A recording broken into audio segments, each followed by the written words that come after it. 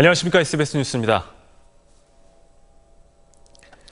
극심한 정체를 빚던 고속도로 상황은 조금 나아졌습니다. 다만 오후 늦게 규경 차량이 다시 늘면서 흐름은 여전히 답답합니다. 서울 요금소에 나가 있는 취재기자 연결합니다. 안상우 기자. 네, 서울 요금소에 나와 있습니다. 네, 고속도로 상황 좀 전해주시죠. 네, 극심하던 고속도로 양방향 정체는 오늘 낮 12시를 기점으로 조금 풀린 모양새입니다.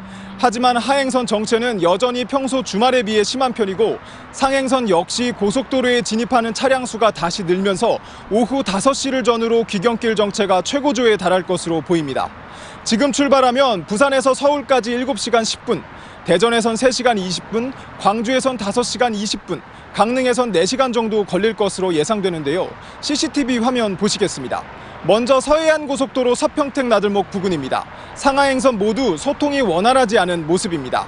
경부고속도로 청주 나들목 부근 역시 서울 방향은 차들이 꽉 들어차 거북이 운전을 하고 있습니다. 영동고속도로 용인 나들목 부근은 여전히 나들이객들로 붐벼 정체를 빚고 있습니다.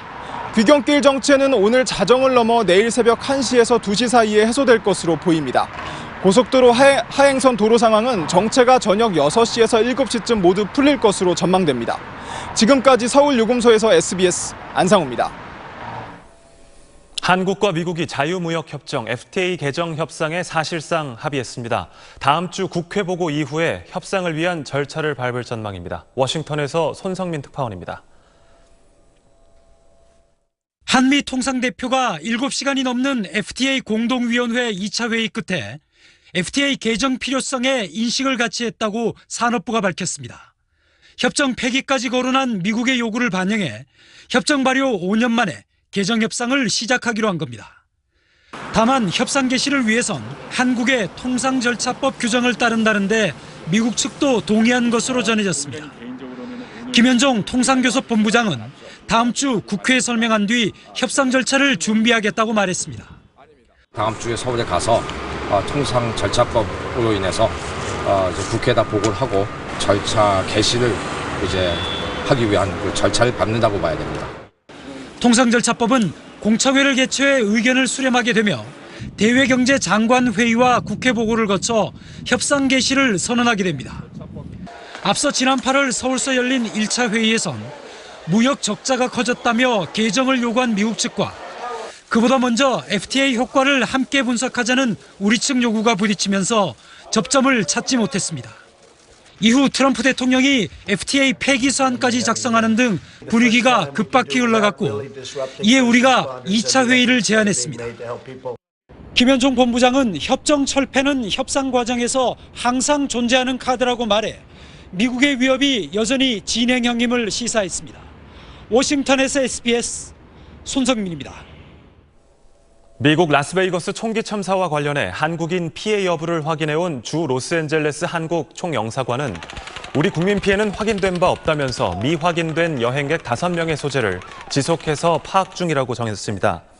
총영사관은 사건 직후부터 우리 국민 145명에 대한 소재 파악 요청을 접수했으며 이 가운데 소재가 확인되지 않은 5명의 소재를 파악 중이라고 설명했습니다. 외교부는 이번 사건과 관련해 현재까지 파악된 사망자 명단에 한국인은 포함되지 않은 것으로 비공식 확인했습니다. 정부가 외래 붉은 불개미의 확산을 막기 위한 예찰과 방역 활동을 강화하고 있습니다. 농림축산식품부는 외래 붉은 불개미가 발견된 부산항 간만두부에 대한 조사가 어제까지 74% 완료됐다고 밝혔습니다. 지난달 28일 붉은 불개미 1000여 마리가 서식하는 개미집이 발견된 뒤 추가로 발견되진 않았으며 당국은 오늘까지 간만부두에 대한 일제 조사를 마칠 계획입니다. 정부는 부산항뿐만 아니라 전국 22개 항만에 대해 예찰 트랩을 설치해 조사하고 있습니다. 여기에 내륙 컨테이너 기지 2곳과 부산 신항, 마산항, 속초항, 광양항, 인천항 등 항만 5곳을 추가해 현재 총 29곳을 예찰하고 있습니다. 교실 등의 유해물질 사용을 금지한 법이 시행되기 전 개교한 서울 지역 학교 10곳, 가운데 6곳이 넘는 곳에서 기준치를 초과한 중금속이 나왔습니다. 서울시 교육청은 환경보건법이 시행된 2009년 3월 22일 이전에 개교한 유치원, 초등학교, 특수학교 317곳을 올해 상반기 점검한 결과 207곳, 즉 65%의 교실과 도서관에서 중금속이 기준치 넘게 검출돼 부적합 판정을 받았다고 밝혔습니다. 이번 결과는 환경보건법 시행 전 개교해 당시에는 법 적용을 안 받은 서울 지역 학교 가운데 20%를 대상으로 한 점검에서 나온 것으로 나머지 80%에 해당하는 약 1,200개 교를 대상으로 한 점검은 올해 하반기와 내년에 진행될 예정입니다. 네, 날이 흐려지고 한 차례 비구름이 몰려오고 있습니다. 이미 제주와 일부 호남 지방에 비가 내리기 시작했는데요. 오늘 밤에는 경남 서부 지방, 내일은 전국 대부분 지방에 비가 내리겠습니다. 제주와 동해안, 남해안 지방은 최고 60mm, 그 밖에 대부분 지방은 30mm, 서울은 5mm 안팎의 적은 양의 비가 오겠습니다. 이렇게 한 차례 비가 내리면서 날은 조금 더 쌀쌀해지겠습니다. 내일 서울의 한낮 기온 20도 안팎에 머물겠고 바람이 불면서 체감 온도는 더 낮겠는데요. 하지만 비가 그치면 주말에는 맑은 하늘과 함께 낮 기온이 큰 폭으로 오를 것으로 보입니다. 지금 날이 점차 흐려지고 있습니다. 제주와 호남을 중심으로 약하게 비가 시작이 됐습니다. 내일은 전국에 비가 내리다가 오후면 영동을 제외한 대부분 지방에 비가 그칠 것으로 보입니다. 내일 서울의 한낮 기온은 23도, 대구는 22도 안팎에 머물겠습니다. 주말에는 맑은 가운데 서울의 낮 기온 27도 선까지 오르겠습니다. 날씨였습니다. 뉴스를 마칩니다. 편안한 연휴 보내십시오. 고맙습니다.